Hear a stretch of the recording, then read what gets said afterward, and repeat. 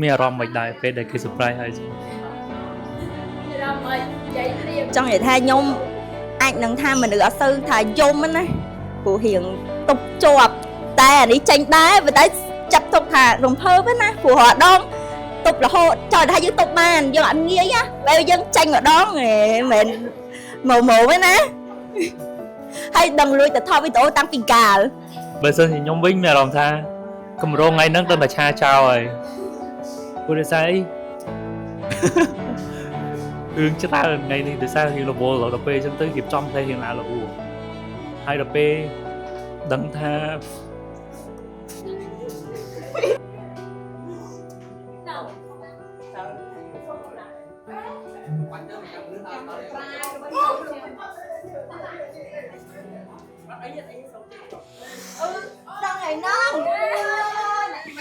ទីបំផុតណាអត់និយាយលេងសើចអីទេសប្បាយចិត្តខ្លាំងមែនតើដែលគូស្នេហ៍យិនសិនទាំងពីរនេះឲ្យបានមកដល់ថ្ងៃហ្នឹងដែលជាថ្ងៃបូននិងវីរៈចាប់ដៃគូគ្នាបន្តជាជីវិតគូសម្រាប់ខ្ញុំជាមិត្តភក្តិរបស់គាត់ទាំងពីរខ្ញុំសប្បាយរីករាយមែនទែនដែលឃើញពួកគាត់ឈានមកដល់ថ្ងៃហ្នឹងហើយអត់មានអីច្រើនទេជូនពរឲ្យអ្នកទាំងពីរជួបតែសុភមង្គលនៅក្នុងជីវិតហើយនឹងបន្តក្តីស្រឡាញ់ដែលអ្នកទាំងពីរផ្ដល់ឲ្យគ្នាថ្ងៃហ្នឹងទៅជារៀងរហូតកុំឲ្យមានអីមករារាំងអីសោះ See you on your special day សម្រាប់ខ្ញុំមានអារម្មណ៍រំភើបមែនទែនដែលឃើញមិត្តទាំងពីរស្រឡាញ់គ្នាតាំងពីនៅរៀនរហូតមកដល់សប្តាហ៍ថ្ងៃខ្វះតែ2ខែទៀតទេគាត់ដល់ថ្ងៃពិសេសរបស់ពួកគាត់ហើយខ្ញុំសូមជូនពរឲ្យមិត្តទាំងពីរស្រឡាញ់គ្នារហូតនិងមានសេចក្តីសុខបំផុតក្នុងជីវិតគូរបស់គាត់អរគុណបាទ Hello មកទីបំផុត10ឆ្នាំនៃក្តីស្រឡាញ់របស់អ្នកទាំងពីរបានសម្រេចជោគជ័យហើយគ្នាក៏អត់មានអីច្រើនជូនពរដែរគឺជូនពរអ្នកទាំងពីរស្រឡាញ់គ្នាផ្ដល់ស្នាមញញឹមឲ្យគ្នាច្រើនដូចនឹងថ្ងៃចាប់ផ្ដើមដែរអរគុណបាយបាយក្នុងនាមខ្ញុំជាមិត្តភក្តិរបស់បបោនិងវីរៈពេលដែលដឹងថាមិត្តទាំងពីរចិត្តរៀបការមួយគ្នាខ្ញុំពិតជាមានអារម្មណ៍សប្បាយចិត្តមែនទែនហើយគូស្នេហ៍របស់មិត្តដែលបានតាក់ទងគ្នារយៈពេល10ឆ្នាំកន្លងមកហ្នឹងពិតជាគូមួយដ៏ពិសេសជា role idol របស់អ្នកដតីផ្សេងទៀតហើយជូនពរឲ្យមិត្តបង្កើតគ្រួសារមួយដ៏មានសុភមង្គលនិងពោរពេញទៅដោយក្តីស្រឡាញ់ហើយបាយមែន Hello បបោមិនដែរសប្បាយចិត្តទេចិត្តចូលរោងការឯងក៏សប្បាយចិត្តដែរនេះឃើញពូម៉ាក់ជប់ចូលរោងការអញ្ចឹងហើយការខំរបស់ទាំងពីរមើលទៅពិតជាពឹងប្រែងមែនទែនរយៈពេល10ឆ្នាំនេះហើយស៊ូបន្តទៅមុខទៀតហើយខិតខំស្រឡាញ់គ្នាឲ្យបានច្រើនជាងនេះទៀតមានតែពាក្យជូនពរឲ្យចិត្តបានបុត Hello បងវិរៈថ្ងៃនេះឯងមានពាក្យជូនពរឲ្យមិត្តទាំងពីរមានសុភមង្គលហើយស្រឡាញ់គ្នាមើលថែគ្នាចាស់កោងខ្នងជួបគ្នាថ្ងៃពិសេសមិត្តបាយបាយ Hello បងវិរៈថ្ងៃនេះខ្ញុំពិតជាសប្បាយដែលស្នេហារយៈពេល10ឆ្នាំរបស់អ្នកទាំងពីរបានក្លាយជាការពិតជូនពរអ្នកទាំងពីរឲ្យស្រឡាញ់គ្នាដល់ចាស់កោងខ្នង See you in the special day បាយបាយជាដំបូងសូមអបអរសាទរមិត្តស្រឡាញ់គ្នា10ឆ្នាំឥឡូវចិត្តដល់ថ្ងៃពិសេសរបស់មិត្តហើយពេលដំបូងរំភើបផងភាំងផងប៉ុន្តែជូនពរមិត្តឲ្យមានសុភមង្គលមានក្តីសុខក្នុងជីវិតហើយសូមឲ្យមិត្តស្រឡាញ់គ្នាបែបហ្នឹងរហូតទៅបាយបាយមិត្ត Hello បបោវិរៈថ្ងៃហ្នឹងរៀងខ្លាចហ្នឹងមែនអត់ឃើញមកអញក្នុងវីដេអូហ្នឹងតែសាររត់ដងរៀងអៀនច្រើនជាងគេអញ្ចឹងពេលដែលដឹងថាមិត្តចិត្តដល់ថ្ងៃចូលរោងយ៉ាជូនពរអ្នកទាំងពីរស្រឡាញ់គ្នាដល់ចាស់អរគុណ Hello បងវិរៈថ្ងៃហ្នឹងរំភើបខ្លាំងរំភើបមែនទែនឃើញមិត្តមកជូនពរអ្នកទាំងពីរច្រើនហើយបូជា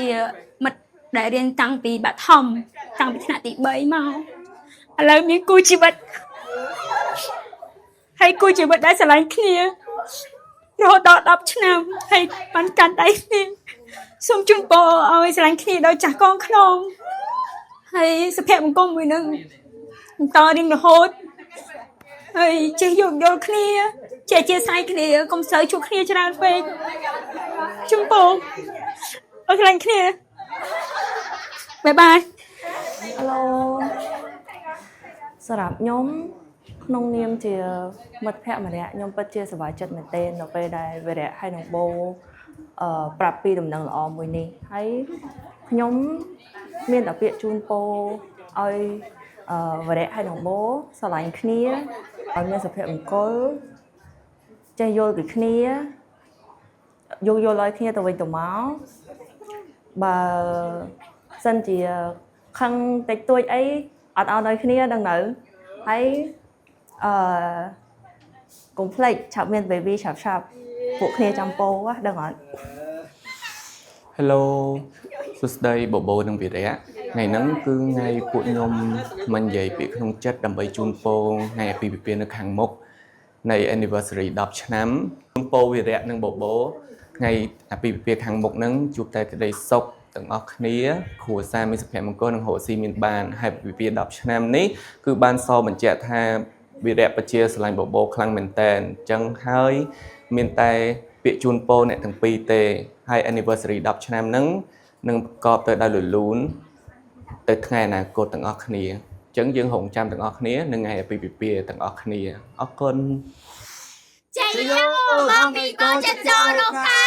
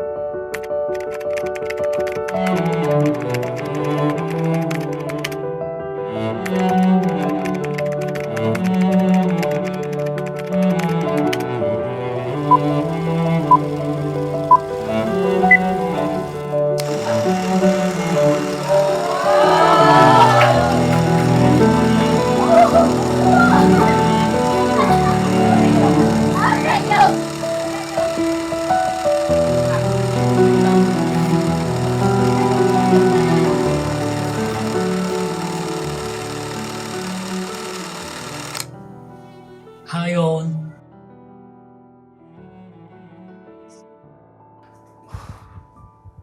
មានអារម្មណ៍ថាភ័យមិនដឹងនេះពេលនិយាយដាក់មុខកាមេរ៉ាអញ្ចឹងតែពិតទៅបើដឹងថាអូនអត់សូវចូលចិត្តការ surprise អីអញ្ចឹងទេប៉ុន្តែវាគឺជាអ្វីមួយដែលបងចង់ធ្វើសម្រាប់អូនដូច្នេះសង្ឃឹមថាពេលដែលអូនបានមើលឃើញវីដេអូមួយនេះហើយសង្ឃឹមថាអូននឹងសប្បាយចិត្តនៅសល់ពេលតែប្រហែលខែទៀតទេដល់ថ្ងៃការរបស់យើងអីគិតទៅពេលវេលាពិតជាដើរលឿនណាស់ណោះមកផ្លេតសោះយើងស្រឡាញ់គ្នាបានជាង10ឆ្នាំបាត់រាប់តាំងពីពេលបងជួបអនឯងដំបូងការនៅរៀនទី7ពេលហ្នឹងនៅបន្ទប់ប្រឡងសិស្សផ្កាយគណិតប្រចាំសាលារហូតដល់វិទ្យាល័យឆ្លងដល់មហាវិទ្យាល័យរហូតដល់ឥឡូវត្រឹមតែមកបរិទ្ធភ្នែកសោះបងមានអារម្មណ៍ថាខ្លួនឯងហើយនឹងបងពេញកំមុំពេញកន្លោះអស់លីងធ្លាប់តែសួរមេរៀនគ្នាទៅវិញទៅមកដល់ឥឡូវដូរវិធានបទមកនិយាយពីរឿងជីវិតនិងរឿងគ្រួសារក្នុងនាមជាប្តីប្រពន្ធវិញម្ដងបើឲ្យនិយាយពីអារម្មណ៍មួយនេះបងអត់ដឹងថាត្រូវគួរបកស្រាយមកឲ្យត្រូវទេគ្រាន់តែដឹងថាបងលើសពីសប្បាយចិត្តដែលការរងចាំរបស់ពួកយើងទាំងពីរមានលទ្ធផលហើយក្តីសម័យដែលយើងធ្លាប់មានការពីក្មេងជាមួយគ្នាឥឡូវនេះកំពុងតែលេចឡើងចេញជារូបរាងបដាហើយពេលដែលបងជួបខ្លួនឯងដំបូងបងអត់ដែលនឹកស្មានទេថា10ឆ្នាំក្រោយពួកយើងមានថ្ងៃនេះមួយគ្នាហើយបងតែងតែគិតថាវាគឺជាសំណាងរបស់ពួកយើងទាំងពីរដែលយើងបានស្គាល់គ្នាតាំងពីក្មេងហើយរាប់អានគ្នាមកដល់ឥឡូវព្រោះថាយើងបានចំណាយពេលវេលាសឹងតែពេញមកយុវវ័យជាមួយគ្នាយើងបានមើលឃើញពីការលូតលាស់របស់គ្នាទៅវិញទៅមកហើយយើងបានស្គាល់ចិត្តស្គាល់ថ្លើមគ្នារហូតធ្វើឲ្យបងគិតច្បាស់ក្នុងចិត្តខ្លួនឯងថាគឺមានតែអូននេះហើយដែលបងចង់ចំណាយពេលពេញមកជីវិតជាមួយដូច្នេះបងចង់អរគុណអូន អរគុណចំពោះគ្រប់យ៉ាងអរគុណចំពោះក្តីស្រឡាញ់និងភាពកក់ក្ដៅដែលអូនបានផ្ដល់ឲ្យអរគុណចំពោះស្នាមញញឹមនិងអនុស្សាវរីយ៍ល្អៗជាពិសេសនោះបងចង់អរគុណអូនចំពោះការរងចាំការទុកចិត្តនិងតែងតែនៅក្បែរបងគ្រប់ពេលវេលាជាចុងក្រោយទោះបីពួកយើងបានភ្ជាប់ពាក្យជាមួយគ្នាហើយក៏ដោយបងនៅមានសំណួរមួយដែលបងចង់ឮចម្លើយចេញពីមាត់ប្អូនផ្ទាល់ហ្មងថាតើអូនយល់ព្រមរួមដំណើរជីវិតជាមួយនឹងបងរហូតដល់ចាស់សក់ស្កើរៀងខ្លួនដែរឬទេ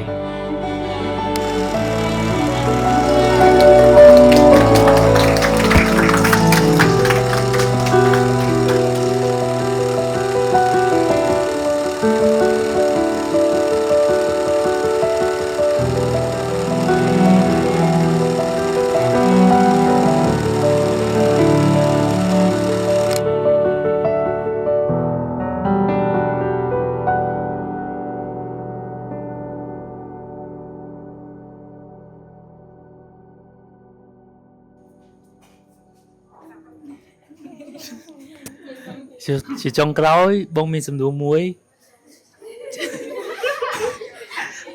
ចង់សួរដល់អូនផ្ទាល់ហើយចង់ឮចម្លើយចេញពីមាត់របស់អូនហ្មងថាតើអូនយល់ព្រមរួមដំណើរជីវិតជាមួយនឹងបងរហូតដល់ចាស់កងតង់ដែរឬទេ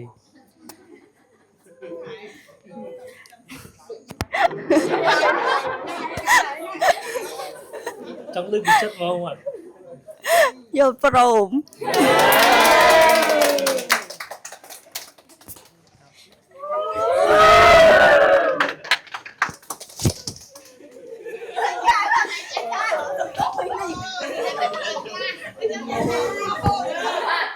បុកពូហាឡងធ្វើតើ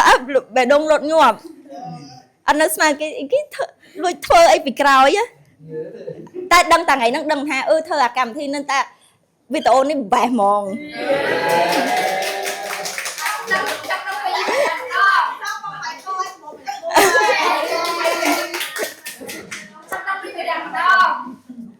បើសិនជាខ្ញុំវិញមានអារម្មណ៍ថា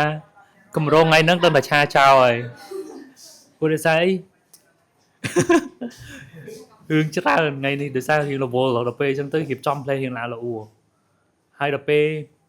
ដឹងថា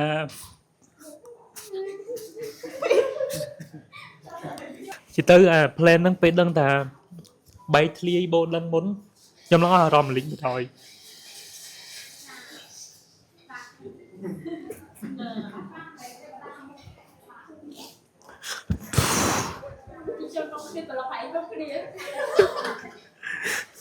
ព្រោះពេលហ្នឹង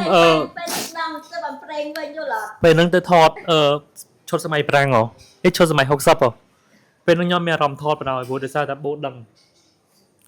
ហើយក៏ខ្ញុំអត់ច្បាស់ថាបូតដឹងពីយ៉ាងហ្នឹងដែរប៉ុន្តែគាត់នឹងដល់ពេលហ្នឹងបូឆាសួរថាហីចំកម្មវិធីគេមើលភ័ក្រយប់ហ្នឹងគាត់តែលឺសួរអញ្ចឹងមកខ្ញុំអស់អារម្មណ៍បណ្ដោយលេងមានអារម្មណ៍ធ្វើអីបណ្ដោយអាថតឈុតសម័យ60ហ្នឹងវាឆាចោលពេលហ្នឹង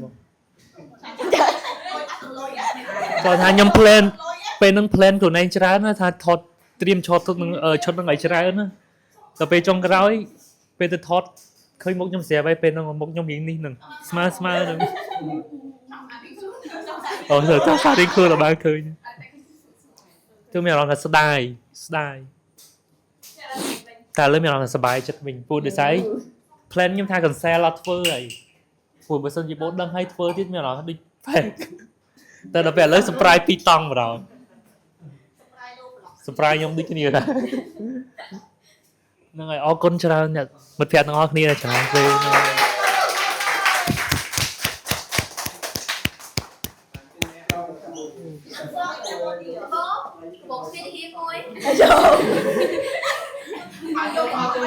នកនឹងស្ដាប់10ដង